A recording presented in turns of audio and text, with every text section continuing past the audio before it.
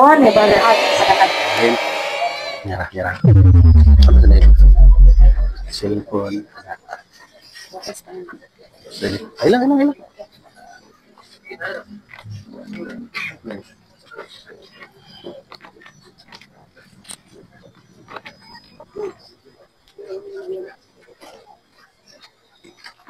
Okay, mayong gabi sa among mga kaigsunan din sa Barangay Ibo. Dalaygo ng Diyos walay katapusan tungod kay nakita na sabta. Murag ikaupat na rong gabi Ya tingali ang uban kaninyo murag wa mo na sa mga nangaging mga adlaw. Pero karon ani nakita ta. Niya ta karon sa porsyon nining wala ang kasulatan. Biblia. Niya kabisado naman ninyo unsa ni Biblia. Gani naabot naman is mga cellphone ang Biblia. Pero labing mayo nga promotor man tag Biblia mao ni nga gidad-an kita mo og Biblia. No niya sa dili pa ta magsugod, magampo. Doon ako ipabasa sa itong igsuon pulong sa Ginoo sa Biblia diha sa Ecclesiastes kapitulo 3 bersikulo 1 hangtod sa 8. Ecclesiastes 3 bersikulo 1. Adunay panahon alang sa tanang butang, ug panahon alang sa tanang katuyuan ilalom sa langit. 2. Panahon sa pagkatao ug panahon sa pagkamatay. Panahon sa pagtanom ug panahon sa pag-ibot ni atong natanom. 3. Panahon sa pagpatay ug panahon sa pag-ayo. Panahon sa paglumpag ug panahon sa pagtukod. 4. Panahon sa paghilak ug panahon sa pagkatawa. Panahon sa pagbangutan ug panahon sa pagsayaw. 5. Panahon sa pagsalibay ug mga bato ug panahon sa pagtigom ug mga bato. Panahon sa paggapos ug panahon sa paglikay sa paggapos. 6. Panahon sa pagpangita ug panahon sa pagwala. Panahon sa pagtitik ug panahon sa pagpusik. 7. Panahon sa paggisi ug panahon sa pagtahi. Panahon sa paghilom ug panahon sa pagsulti. 8. Panahon sa paghigugma ug panahon sa pagdumot. Panahon makigubat ug panahon alang sa pakigdait. Okay, magampo ta. Langit nung amahan nga Dios ni hindi karon taknas kagabion. Akong pangayoon kanimo ang gahom ug dihog aron kining mga mensahe nga biblikal mudangat ni mga limpatakan o labaw sa tanan sa mga kasing-kasing nga maginawaton ko Dios. Papasalamaton kog dako nga ang balaang espiritu karon mao gayoy magapaila kanila ug magatudlo kanila. Tabangan nimo kining ubos nimong alagad aron sultihan ang among mga kaigsunan dinhi nga karon paminad kita. Apan tungod kay ikaw mo'y Dios tunghanan ania sa among taliwala kay ang Biblia nagpamatuod duha tulo maghisgot sa ngalan ni Jesus. Ikaw, Jesus, ani karon sa among tunga-tunga. Agi respeto ang matagos sa karon nga nakadungog ug ani karon ni tambong nining kagabion abling lang sa labutan uban ang pagtahod uban ang pagkamapay og salmon yes mga tubangan. Kini akong giampo gipangayo sa pangalan ni Hesukristo nga nasa mo. Amen. Among mga kaigsuon ng higala labihan ani ka dili ni siya sulagmat no tungod kay wala lang nato dahuma nganing kagabion makadungog mo og mga mensahe nga gikan sa Biblia. Kunya ang ato karong gibasa sa Ecclesiastes labihan ka tin-aw nagpadayag ang Ecclesiastes nga libro sinulat sa usa ka maalamong hari nga kadtong ginganlag Haring Solomon. Kining maong sinulat niya nagpadayag nga ang matag tao, matag nila lang, adunay na-involved dinhi ang ato nga matag panahon. Tanang butang adunay panahon. Everything there is a season. Matag panahon sa tao. Ang pinakauna nga lakang o step sa ato ang kinabuhi sa tao, mao kining giingon diha sa bersikulo 2 o 3 ba o 2 nga time to be born. Oras panahon sa pagkahimugso. Ang tanan kanato dinhi may agigan nang nangahimugso ta. Natawo ta. Mo gina si pinakaunang step aron kita mubuotag mga kapanahonan. Panahon nga kita natawo. Ya siyempre, mo gina pinakakumo na to. Dinhi lang sa ato ang kinabuhi. Pagkatao na to. Nisunod ang daghang kayong panahon. Panahon nga ating manunta sa atong ginikanan, panahon nga duyanon ta, patutyon ta, atong ditubo ta. Dayon pagtubo na to, Naanapit sa panahon nga, mag-eskwela na ang mga bata, wala man ang dagpay bata. Pag City Anyos, ni-eskwela na ta, muna nga, naghangkip panahon nga, timano na to itong mga anak, aron paingon na siya sa eskwela, panahon nga ato siya pakanon, pauli na itong mga bata, aron mga tulog, dayon mata, niya, di maginaklikayan nga panahon sa pagdua-dua, agi mata niya na. コメントお待ちしております。 Kanang mga panahon nga, gigugol sa itong kinabuhi. Hantod ditubo ta, niabot na po high school, maura mo ginang life cycle na to. Kinabuhi na to, mga kapituyog ka ba? Pag-abot na itong high school, eskwela ng hapon, ligo, pangandam, dayon, atong eskwelahan, pauli, dua-dua, niya, atimanon sa ginikanan. Kanang mga panahon na maugin ang mahitabo sa itong kinabuhi. Hantod nga niabot na titak mga sakto na kisidad, di internet na kolehiyo, dito, murag makawaon na ta, nananatay sa panahon na, murag nanatay pa sila siplat-siplat sa imuhang gikaindan, di ba? Niya, mapunta po ng panahon na mag-ibog-ibog na ka, mapunta yung ang ubat po, pili ito, makanampos sa eskwela kay nakuha sa ibog-ibog, niya disgrasya ang iyang uyat.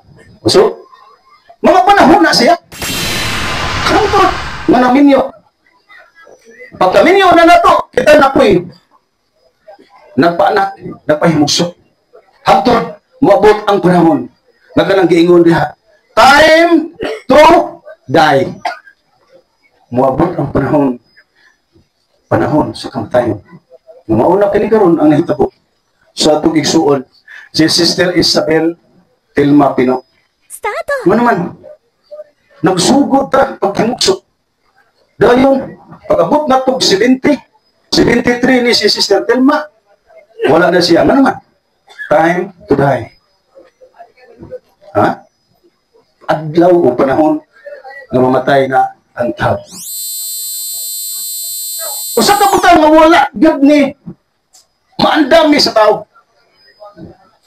Ang mga tao, gugol kayo sa panahon sa pagpagita o panginabuhi. Pangwarta, banarbaho. Pero usa ka butang nga wala gyud maandami samtang buhi pa ang tao. Usa man ning butanga. Nga wa gyud tay panahon sa Ginoo. Tabian timon anato mga kaigsunan namo diri sa barangay Ibok. Kag kini nga tong kinabuhi, duna ni siya destinasyon. Sa diha nga mahitabo nga wala na ta nining yutaa.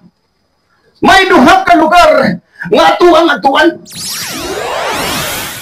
Sa lugar nga itong adtuan, may posibilidad nga usa ka na ito.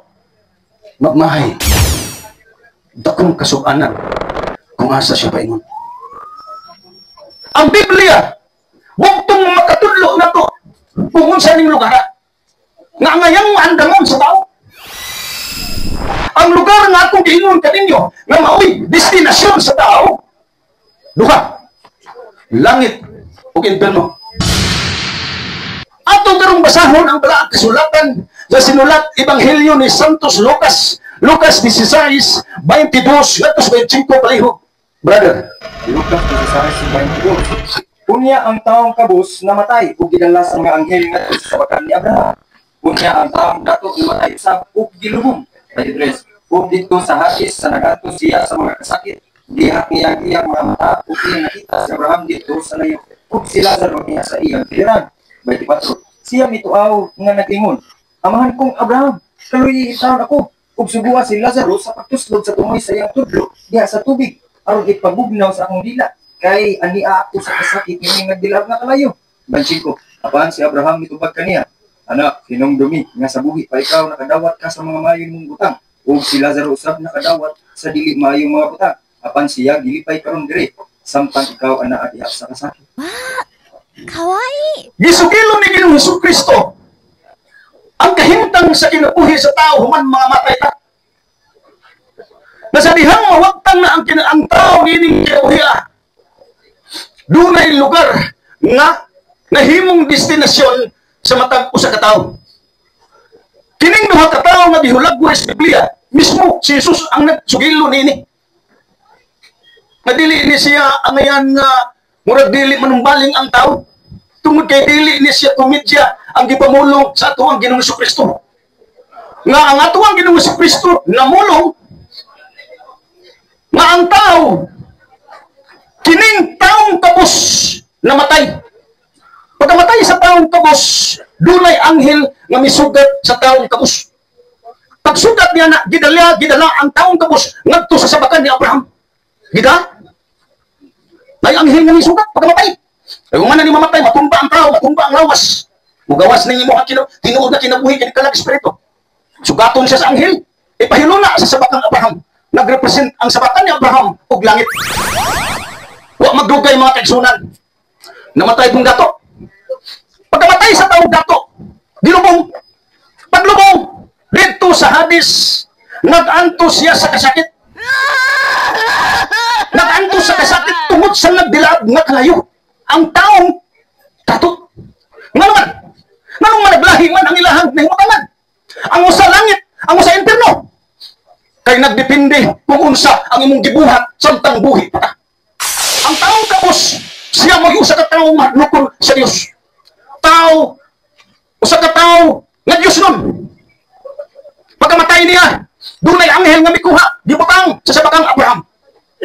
Ang taong dato, ngano siya nga gihating-tangan usa ka kalayo, daghang kayo kay Hades.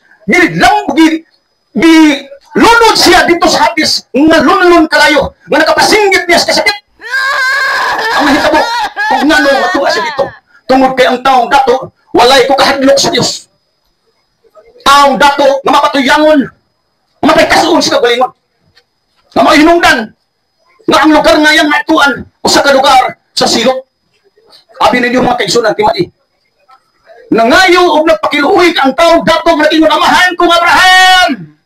Kaluyahin taon ako! Subuhan na sila sa kabos sa pagtuslob sa iyong tudlo nga nas tubig. Aron ipabugnaw din sa akong dila. Kaya nila ako din hinining kasakit. Din hining nadilaad nga kalayo. Perting pagpakiluoy sa taong datog nga naman kay ang pagmahay uwahi. Uwahi ang pagmahay. Sayang pagpakiluoy mga igsoon. Wala gyud siya tagda o wala gipod siya kaluya. O si tubad ni Abraham sa versikulo 5, o si Abraham mitubad kaniya, anak, hinumdumi, nasa buhay ka pa, nakadawat kag mga maayong mga butang, samtang kining taong kabus, wag din tao'y maayong butang. Tanawa, wala panong balinga ang pagpakiluoy sa taong dato nga daa sa Hades kakalayo. Matang kining nga mata, paalarma sa kong kinabuhi, kumusta ka ha kung mawagtang na tangining nga daa? Lili makakita ang hulong sama, nining taong dato nga napalinggit sa kasakit. Ha? Mahinungdan mga kaigsunan. Usa kini siya papahinungdo malang sa usa. Makining atong kinabuhi. Takwa mo lang. Sa maragid ni siya sa aso. Makita na to ng aso sa makadiyo. Takwa mo lang mawala. Ingon na ang atong kinabuhi. Oh no! Kung nga, ang ngayon nga manubaling ang tao, nining usa ka pahinungdong. Karon, wala magyud buhunong pagpakiluoy kini taong dato kasado. Versikulo 27 hangtod sa 29. Versikulo 27. Ug ang dato miingon, kun mao kana, mohangyo ako kanimo amahan, nga imo siyang paadtuon sa balay sa akong amahan. 28. Kay aduna ako'y 5 ka igsoong lalaki, aron iyang pasidan-an sila. Pasikon niya og may anhi sila nining dapita sa kasakit. 29. Apan si Abraham mitubag kaniya, atuan na kanila si Moises ug ang mga propeta, papamatia sila kanila. Tanaw ang taong dato. Misulay na usap og hangyo ni Abraham nga nagkalayon. Kung mauman na amahan, pili ang magdaya ko dili tabangan. Suguan lang na sila sa rock ng taong kapus, patakauli na to sa libutan. Ito nga mag-ipay 5 ka managsulong lalaki dito. Basing mahianhi sila, nining dapita, nining kalayong na nila. Nang hangyo kining taong dato, kay nato ko na sa igsuon sa libutan. Nga naon tayo pabalikon.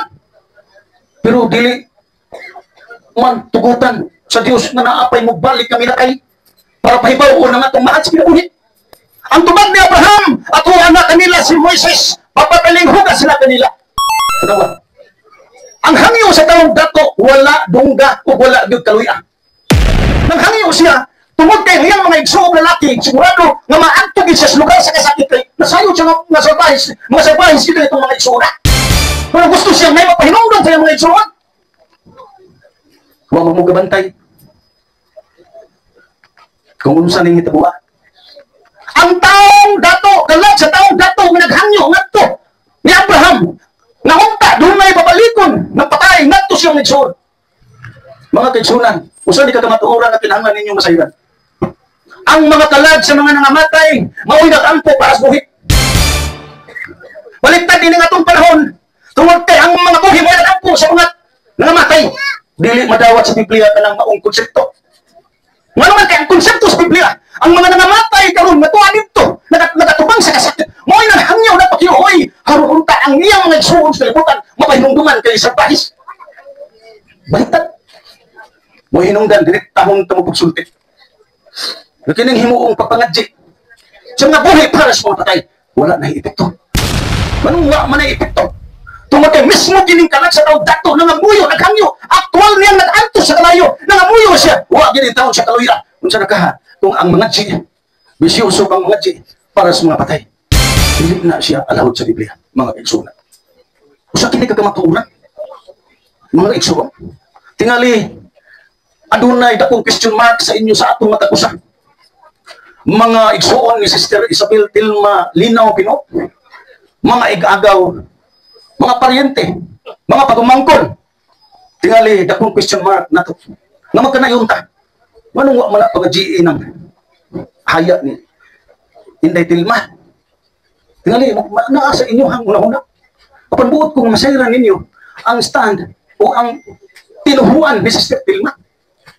Dunay klase-klaseng tinuhuan sa kalibutan. Apan natumong kini nga tuwang igsoon Isabel Linaw Pino, natumong siya sa tinuhuang biblikal. Biblia ang sundot subayon, kaya ang atong pagilas Biblia, kasulatan kini nga iya sa Dios nga para sa tao. Biblikal na tinuhuan. Doon na may mga tinuhuan, at doon na may mga sikta. Nga nga lang tinuhuan, kalagdaan, tradisyon. O kita ka na pangadji, kalagdaan man na. O kita hinungdan nga Biblia, ditinaw yun. Nga ang pangadji himon sa mga buhi para sa patay di mo salir kay mismo gani ang namatay maugyoy nga muyo nga to aktual wala gyud in taon dungga mga kaigsunan mahinudan nga ang kahimtang ni Sister Tilma pila na kadekada kauban namo siya sa simbahan aron lang alang po sa inyong kasayuran aron duway pagbagulbol ninyo kay inyo nga po ning paryente inyo igagaw igsuon para lang sa slide ni Sister Tilma na aming isubay na di pwedeng mutsukwahi sa kasulatan sa Diyos. Pag ingong nawaan ng pangadji, di na siya na ito. Hinuon. May hinungdang may pangadji nga nahitabo. May pangadji. Ano naman? Tungod kay naa sa tinuhuan siya, si Sister Tilma.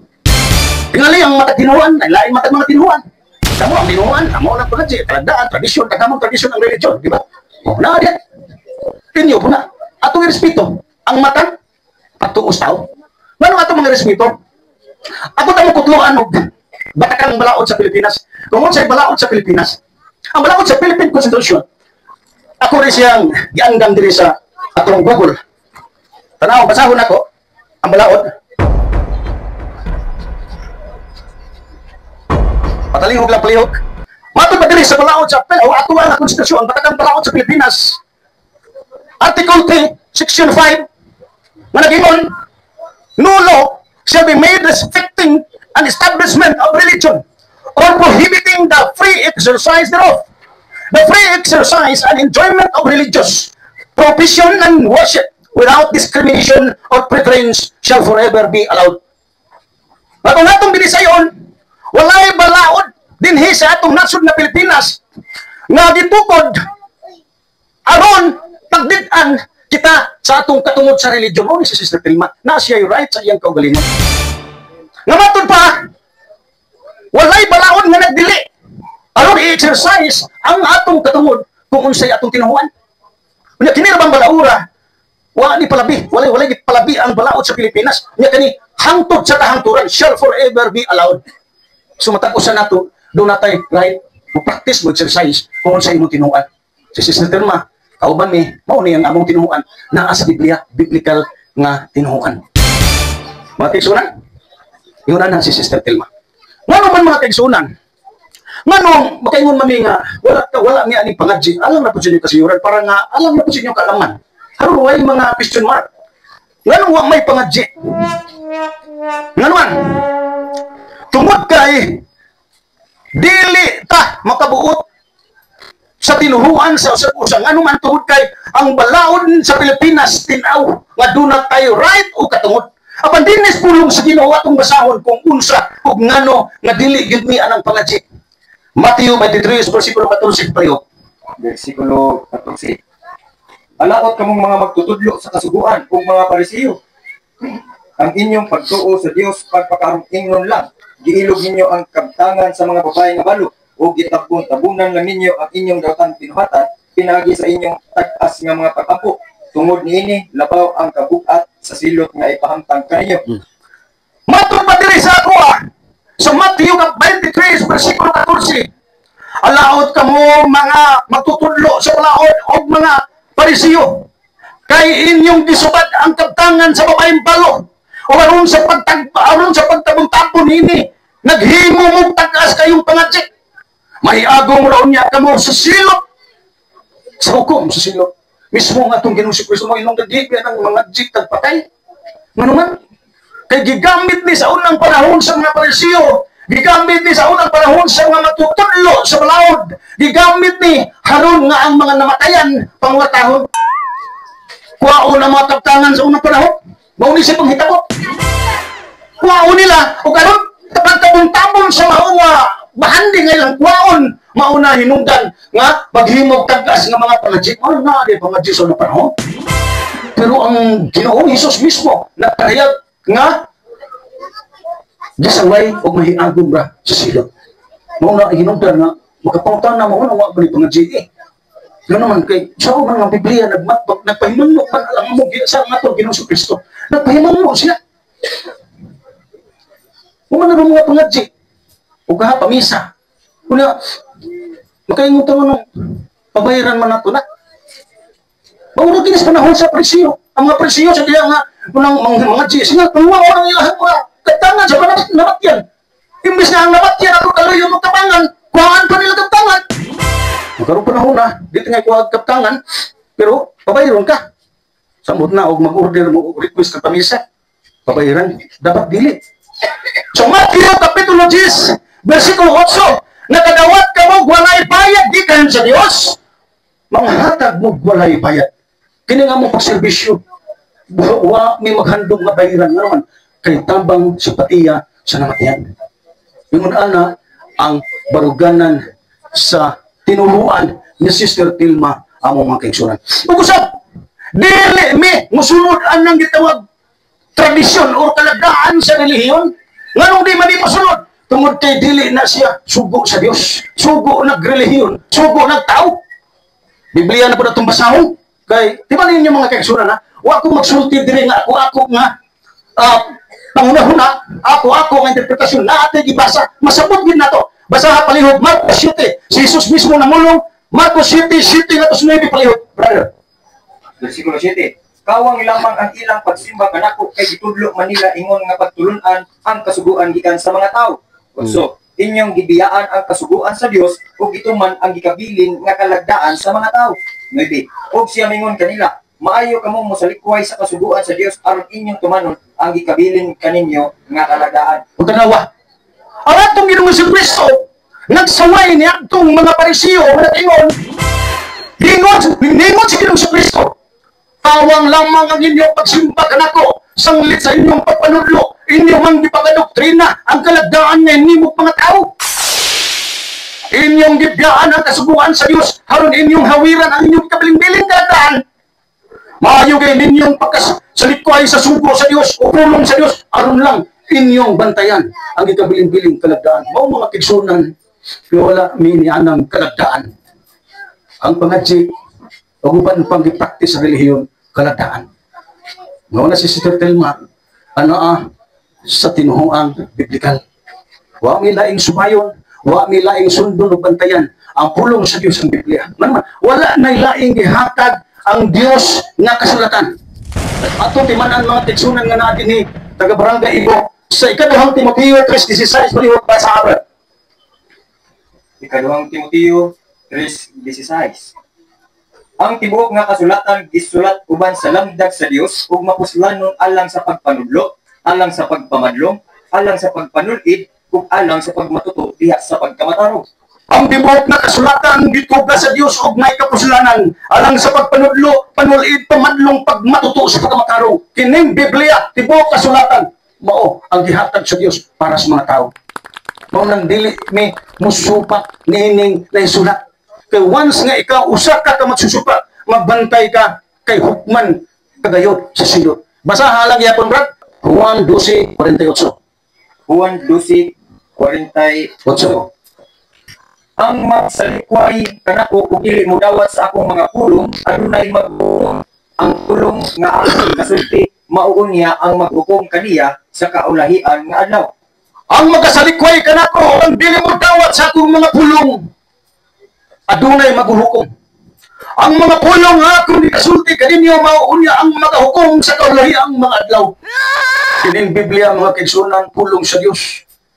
Wala kayo tagaig pagkagad halos sa 120 milyones ang populasyon sa Pilipinas, halos sa kagatos porsyento. Huwag mo tagad. Nining labihan. Kabarato ra gidunta sa Biblia.